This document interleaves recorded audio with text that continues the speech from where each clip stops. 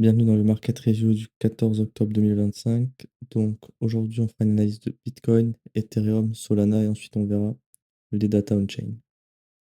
Avant de commencer la vidéo, je vous invite à nous suivre sur Twitter ici, sur LinkedIn et à vous abonner sur YouTube et activer la cloche des notifications pour avoir plus de contenu. Donc on va commencer par Bitcoin en weekly parce qu'on a eu la clôture weekly du coup dimanche soir de la semaine dernière. Ce qu'on peut voir, c'est que la bougie n'a pas cassé le plus bas de la semaine précédente, donc de notre dernière bougie haussière. Donc, ça reste bullish pour le prix. On a fait simplement une prise de liquidité et une bougie future en bougie marteau. Donc, cette semaine, l'idéal serait de ne pas clôturer en dessous de cette bougie pour maintenir la tendance haussière. Ensuite, on voit quand même qu'on est toujours dans une structure haussière. L'entrée en bear market pourrait se faire à la cassure de ce creux-là, une clôture en dessous, au niveau des 107 000 $.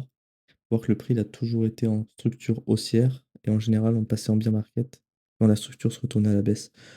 Donc tant qu'on maintient cette structure, on n'a pas d'inquiétude sur Bitcoin, même si là on a quand même pris une prise de liquidité et un gros mouvement baissier. Il faudra voir si le prix continue à avoir une force baissière ou si on peut maintenant retourner suite à cette prise de liquidité. Autre élément important quand même en weekly qu'il faudrait signaler, c'est que sur le Bitcoin CME, on a bien eu la prise de la TH ici et la prise de liquidité au nord. Et vendredi soir, quand ça a craché vers 23 h ou minuit, le marché il était fermé du CME, donc on n'a pas eu la prise de stop ici. Et le CME, c'est le plus gros open interest sur les contrats futurs du Bitcoin. Donc, il aurait peut-être intérêt à venir chercher ce niveau. Donc, il faudra voir si on revient faire ça cette semaine. Et ensuite, pourquoi pas repartir à la hausse. Mais idéalement, c'est de maintenir ce niveau en weekly et pas clôturer en dessous. Donc là, on va penser sur le daily. Donc, sur le daily, c'est la même structure haussière sur le prix. On a méché en dessous, mais on n'a pas clôturé en dessous. Donc, la structure reste haussière. Pareil que sur le weekly, si on veut vraiment entamer un bear market et une grosse dynamique baissière, il faut absolument surveiller ce niveau des 107 000 $ et ne pas clôturer en dessous. Là, ce qu'on peut voir, c'est qu'on a eu un gros rebond à la mèche et la bougie de dimanche, qui est revenu repricer ce gros FVG daily pour maintenant revenir à la baisse. Donc, on va voir si on revient travailler cette mèche. Du coup, pourquoi pas prendre une nouvelle fois ce creux pour que le CME prenne les stops et après, idéalement, repartir à la hausse tout en clôturant au-dessus de ce niveau. Ce serait l'idéal pour Bitcoin. Le prix reste baissier dans la dynamique daily, donc on cherche uniquement des shorts. Ça sert à rien d'essayer de long pour trouver le bottom, parce que c'est contre-tendance et il y a beaucoup plus de chances de se faire éclater plutôt que short où le prix reste baissier. Donc maintenant, on va passer sur le H4. Donc, bon ça on va mettre, c'est notre Previous Weekly High. Donc en H4, structure haussière. On est aussi dans le pullback de cette structure, donc on peut voir qu'on est revenu sur la fin, donc potentiellement on arrive proche de la fin du pullback, ou alors comme le daily, on rentrerait dans une structure baissière et après on fait une correction plus profonde.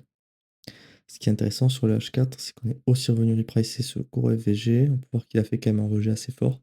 À partir de 22 h hier soir, on a commencé à beaucoup baisser. Par contre, comme j'expliquais dans la dernière vidéo sur Bitcoin, c'est que la semaine dernière, avant d'initier le gros mouvement baissier, on a laissé tous les shorts intacts avec tous les sommets intacts. C'est aussi des sommets daily. Donc là, on a une grosse zone de liquidité, c'est-à-dire que tous les shorters de la semaine dernière n'ont jamais été inquiétés pour le moment. Donc il faut voir ce qu'on peut faire. Si ce serait idéal, ce serait de revenir ici, travailler la mèche, comme sur le daily, le CME qui prend les stops et on repart.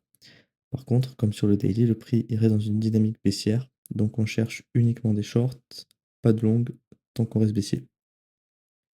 Maintenant, on va passer sur le troisième time frame. On va passer sur le M15.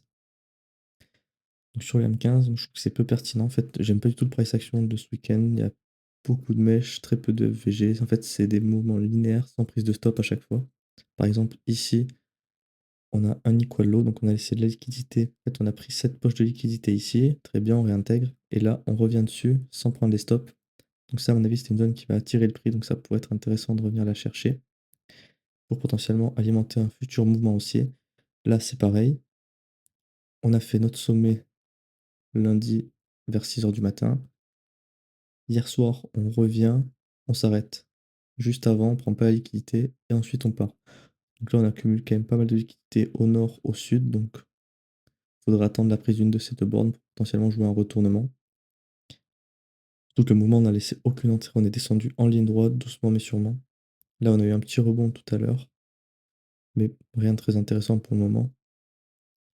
Donc, toujours pareil par rapport au daily ou H4, le prix reste dans une dynamique baissière et il est toujours baissier, donc on cherche uniquement des shorts et uniquement des shorts. Aucun long à faire. La structure, là, elle est baissière, contrairement aux autres time frames.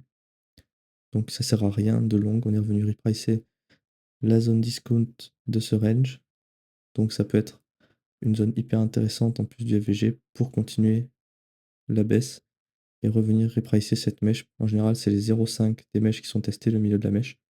Donc il faudra voir si on a une réaction ou si on continue à plonger plus bas et en dessous des 100 000 $. Donc pour continuer, on va passer sur Ethereum. Pareil que sur Bitcoin, on va commencer par le weekly comme c'est une nouvelle semaine. Donc en weekly, on est toujours en train de mêcher dans cette demande ici identifiée. Donc, tant qu'on n'en casse pas, c'est bon signe pour jouer un rebond. La bougie, ce qui est intéressant, c'est pareil. On n'a pas clôturé en dessous de la dernière bougie haussière. Et on a fait une grosse prise de liquidité ici, qui a été bien ravalée. Donc cette semaine, on pourrait revenir tester la mèche. Et ensuite repartir sur les semaines d'après. Parce qu'on peut voir que Ethereum, il laisse quand même 1, 2, 3 sommets weekly, donc grosse zone de liquidité, comme identifié dans la précédente vidéo. Donc ça peut être intéressant à repricer. Après, on a aussi CFVG qui peuvent être intéressants, donc il faudra être vigilant si le prix ne vient pas les repricer pour jouer une continuation. En plus, dans la zone discount du range, là, ce serait une zone hyper intéressante si on y vient évidemment, pour jouer des longues et prendre enfin peut-être les 5 000 $ sur Ethereum. Gros chiffre rond où à mon avis il y aura des grosses prises de profit. Il faut vraiment faire attention que le prix ne vienne pas faire comme Bitcoin, prise de liquidité, et ensuite on retrace et potentiellement bear market. Donc ça, ce sera le gros niveau à surveiller si on y revient évidemment aux 5 000 $. Maintenant, on va aller passer sur le daily. Donc sur le daily, structure baissière. On est revenu combler entièrement le gros FVG qu'on avait laissé vendredi. Et là, on revient dans notre FVG daily suite au rebond de dimanche soir. Donc est-ce qu'il va pouvoir opérer un rebond où il va être transpercé? Ça, ce sera intéressant à regarder.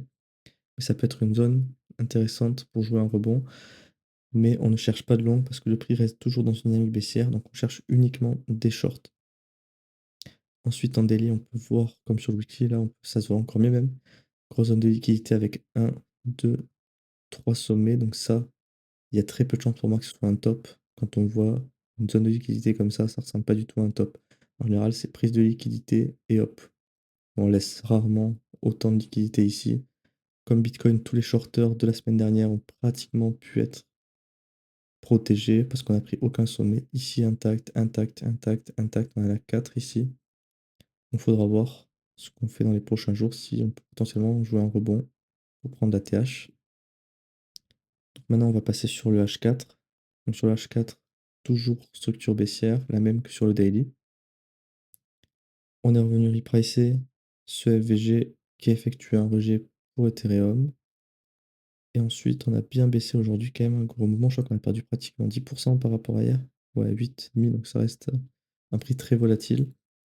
Donc il faut voir si on peut maintenir ce FVG pour jouer potentiellement un rebond. Ou alors est-ce qu'on viendra prendre de la liquidité? Ethereum, l'avantage par rapport à Bitcoin, c'est qu'il a quand même déjà bien retesté sa mèche. Donc ça peut être intéressant pour jouer un rebond. Quand on cassera ce FVG et cette zone ici, le prix repassera haussier. Donc là, on pourra chercher des longues, mais là, le prix, il reste toujours dans une dynamique baissière. Donc on cherche uniquement des shorts. Donc c'est tout pour l'H4. On va aller voir le M15 maintenant. Donc M15, toujours structure baissière. Donc on est dans le pullback de la structure. Donc on est revenu dans la zone discount du range, donc la zone avec le plus de probabilité que nos shorts soient en positif et aient des chances de réussite. Pareil, on est revenu, ça c'est le FVG qu'on a en H4 qui est à peu près similaire dans le M15. On a juste quelques mèches au milieu, mais grosse zone d'inefficience ici qui nous a effectivement rejeté, ça se voit. On a fait une prise de liquidité et hop, gros mouvement baissier. Donc pareil, hein, le même FVG à peu près que sur le H4 ici, qui pourrait potentiellement jouer un rebond. Là, ce serait intéressant, par exemple, à M15, de faire prise de liquidité et ensuite on repart assez fort parce qu'en général, si le mouvement Si on fait prise de liquidité et qu'on reste faible comme ça, il y a forte chance qu'ensuite ce soit un dump. Il faudra voir, pour le moment, il y a vraiment rien à faire, le prix est très peu intéressant. Un des mouvements qui sont unidirectionnels, aucun quasiment retracement. Donc c'est très peu intéressant pour se positionner sur, un price action comme celui-là. Donc c'est tout pour Ethereum. Donc 3e et dernière crypto analysée pour cette vidéo, on va faire Solana. Donc sur le weekly, ça n'a pratiquement non, ça n'a pas du tout changé par rapport à la semaine dernière. On était dans une structure baissière, on a fait un pullback dans le POY weekly qui nous a rejeté et on n'arrive toujours pas à le casser. On a baissé. Donc là, l'objectif sur Solana, c'est d'avoir une perpétuation de la structure à la baisse et du coup faire un nouveau plus bas. On n'a aucune zone à long, aucune zone à short. Donc là, il n'y a rien à faire sur Solana en weekly. Il faut juste être patient et voir ce que la structure va faire. Donc sur le daily, là par contre, on est dans une structure haussière. Donc là, on est dans le pullback de cette structure. Donc là, c'est intéressant. On a pris toute cette zone de liquidité ici. On avait laissé 1, 2, 3, 4, 5, 6. On avait laissé 6 creux. On a tout pris. Ce qu'on peut voir, c'est qu'on arrive dans la zone discount du range. Donc les longs peuvent être intéressants. Par contre, le prix reste baissier dans une dynamique baissière en daily. Donc il n'y a aucun long à chercher, uniquement des shorts. Là, on peut être dans une zone de short intéressante. Dans ce gros FVG, on peut voir qu'il est en train de rejeter le prix sur cette bougie.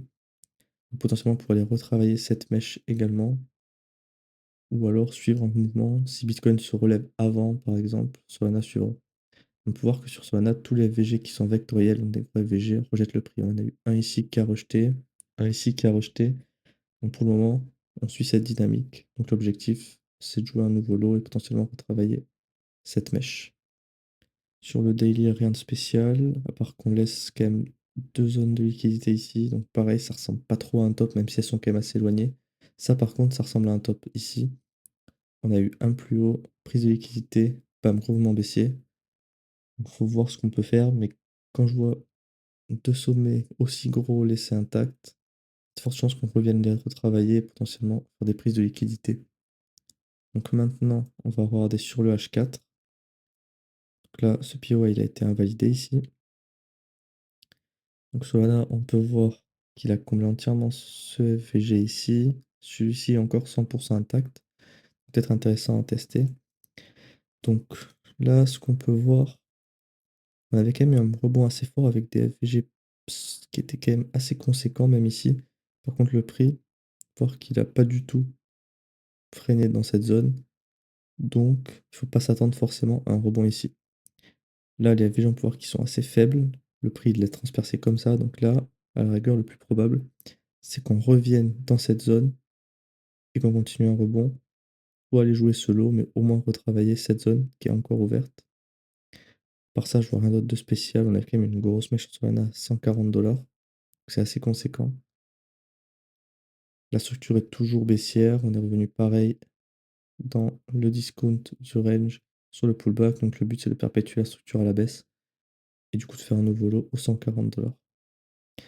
Sinon, rien de plus à dire sur Lana. Maintenant, on va passer sur les news. Cette semaine, on a une grosse semaine. On a des news très importantes. Déjà, aujourd'hui, on a le speech de Powell. On va voir les projections de taux qu'il peut dire. Normalement, les projections, c'est qu'on aurait une baisse de taux en octobre ce mois-ci, puis en décembre. Donc, ce qu'il faudra voir, s'il va commencer à parler de 2026, si on aura des baisses de taux également en début d'année. Ça pourrait être pas pricé par le marché. Donc, s'il y a des bonnes nouvelles, ça pourrait donner un peu de jus au marché. Ensuite, on peut voir que jeudi, on a le PPI. Ça, ce sera hyper important pour la baisse des taux. On peut voir qu'on a quand même un consensus forecast qui serait mieux que le précédent. Ça pourrait être bon signe pour la baisse de taux. Donc, il faudra voir, mais ça va quand même pas mal impacter, je pense, le prix. Il ne faudra pas être très actif jeudi parce qu'il y aura beaucoup de mèches dans tous les sens, je pense. Et ensuite, on a des news pas très importantes, sauf s'il y a des gros écarts par rapport au consensus. Du coup, on verra. Mais déjà ce soir, speech de Powell, on verra ce que le prix fait. Il va y avoir des mèches un peu dans tous les sens. C'est dans 3 heures, à l'heure où je tourne cette vidéo. Il faut être patient. Donc pour finir, on va regarder vite fait les ETF pour voir ce qui s'est passé vendredi. Ça, c'était le 10, ok. On a vu des légers infos positifs. Parce que la news n'était pas encore tombée, donc on n'a pas pu avoir les premiers infos négatifs. Et cette semaine, on a commencé direct avec des sorties. Sûrement suite à la news de vendredi soir, beaucoup de gens ont voulu alléger leur bag en Bitcoin. Donc il faudra voir cette semaine si ça continue toute la semaine. ou si c'est juste les premiers qui avaient réagi suite à la news de vendredi qui ont été exécutés maintenant. Voir si on pourra avoir des infos positifs suite à Trump qui a dégonflé la news pour refaire monter les marchés. Parce qu'évidemment, c'est manipulé. Et sur Ethereum, je crois qu'on a eu des gros, il y a eu des grosses infos négatives pour se mettre en USD. Ouais, aujourd'hui, on a pratiquement eu ouais, 430 millions, c'est beaucoup. Voir que c'est beaucoup plus que les derniers inflows des derniers jours. Donc, il faudra voir si ça continue, parce que tant que les inflows restent aussi négatifs sur Ethereum, et si ça continue sur Bitcoin, on n'aura pas un gros rebond de suite. L'idéal, c'est d'avoir des inflows comme la semaine dernière, gros inflows, le prix qui push. Ça sera important à voir. Je vous invite à vous abonner, activer la cloche des notifications pour ne rien rater de nos dernières vidéos et être au courant de ce qui se passe sur le marché crypto. Vous pouvez également commenter un altcoin de votre choix que vous aimeriez que j'analyse dans une prochaine vidéo. Et n'oubliez pas aussi de nous suivre sur Twitter et sur LinkedIn pour avoir des analyses complémentaires et différentes et donc être plus au courant de ce qui se passe sur le marché crypto.